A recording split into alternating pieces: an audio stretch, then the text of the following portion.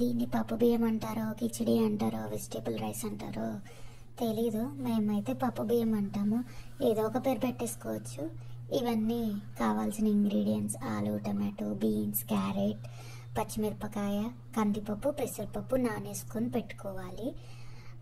నానేసాక ఇవన్నీ కటింగ్స్ చేసేయాలి. ఇలా ఎందుకు చూపిస్తున్నా అంటే మా శిరీష చెప్పిందనమాట, అన్ని ఇంగ్రీడియంట్స్ చూపించిరా తేజు అని. సో అలా ఆనియన్ మీద కొడితే కట్ అవ్వలేదు, నేను కట్ చేస్తే కట్ అయ్యాయి.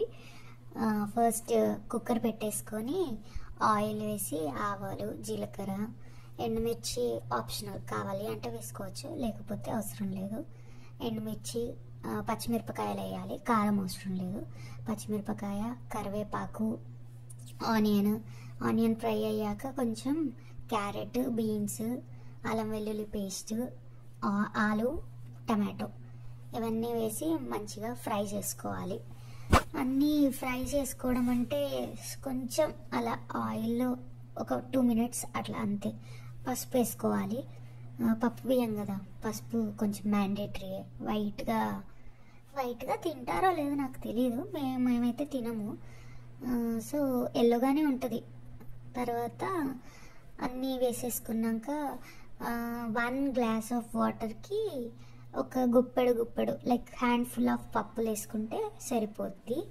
1 glass బియ్యానికి 1.5 glass వాటర్ వేసేసి, సాల్ట్ వేసేసి, కొత్తిమీర వేయాలి. కొత్తిమీర వేసేసుకొని 2 whistles పెట్టేసుకుంటే సరిపోతుంది.